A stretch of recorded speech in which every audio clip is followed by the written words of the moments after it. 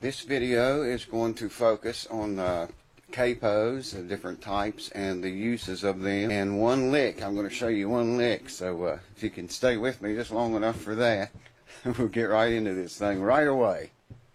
Hold on. Capos. What kind, you ask? All kinds. There's probably capos there that a lot of you younger guys have never seen before. This is just like an elastic. Those are very old, very, very old. This one is very old.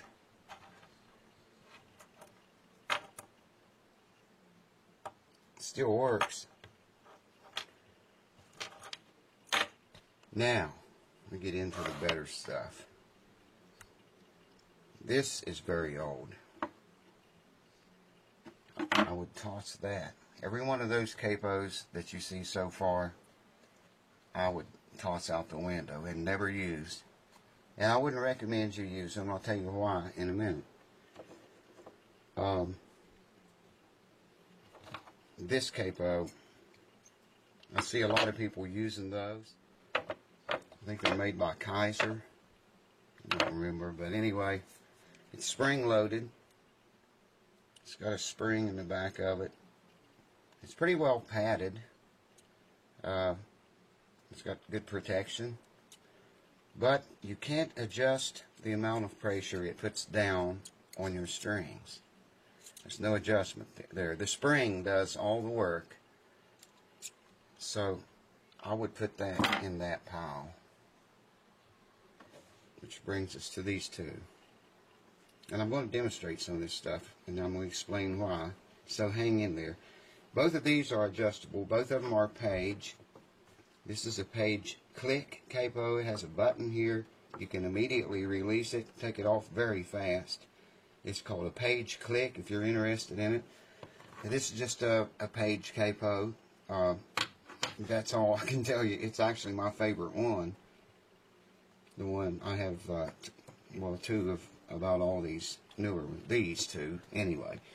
But anyways, I like that one best of all. I use it mostly. But you see, both of these, you can adjust how much tension is put on your strings.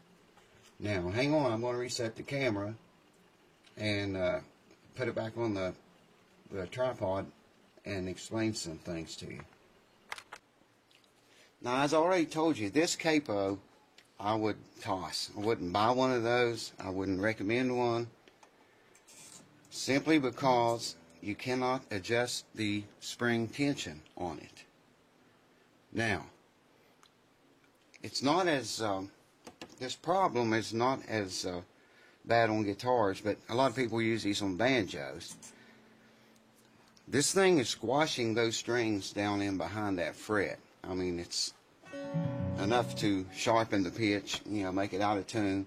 I guarantee you, if you use one of these, you're going to tune quite a lot when you put it on, especially a banjo or something with lighter strings, or even guitars with lighter strings. Of course, you want to get it up as close to the fret as you possibly can. Even right over top of the fret is a good place. That avoids some of that over pressure, knocking it out of tune. But with a capo like that, you just cannot adjust it. So, you know, and I've seen people, hang on a minute. I have seen folks clip them to the top of their guitar when they're not using them like that. You know, that's, you in the sound, you're really muting your guitar doing that, and I know that sounds funny, but you see a lot of guitar players with their capo up here above the nut when they're not using it. Well, you know, let me give you some advice there too. Have fresh strings on, good strings. Play your guitar a while with your capo up above the nut, not in use. And with those good strings on, take that capo off and just listen to the sound of your guitar, how much better it gets.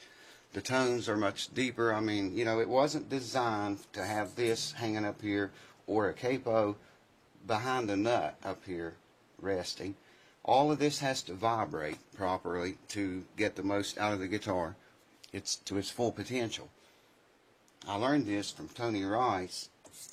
If you'll notice, he never has a capo above the nut or a tuner or a capo, you know, hooked on up here on the peg head. Because of that, because it really mutes your instrument. I mean, just try it. Take it off and listen to your instrument with, you know, decent strings on it, new ones preferably. Okay, let's talk about my favorite capo now. Like I say, it's just an adjustable page. It's got a screw in it. It doesn't take all that much longer to put on than the squeeze-on kind, you know what I mean? And I can adjust how much tension goes down on those strings with that screw. So I'm not squashing the strings down behind the fret, sharpening them and making the guitar go out of tune every time I put a capo on, which is exactly what happens when you use that. I don't care if it's a banjo or a guitar or what, if the strings are light enough and this spring overpowers. Another bit of advice I might offer is, I already mentioned this, but put that capo right over the fret if you can. Right over top the fret. I mean, you know, not just up close to it, but you can see there, it's just right on it practically. And that'll give you your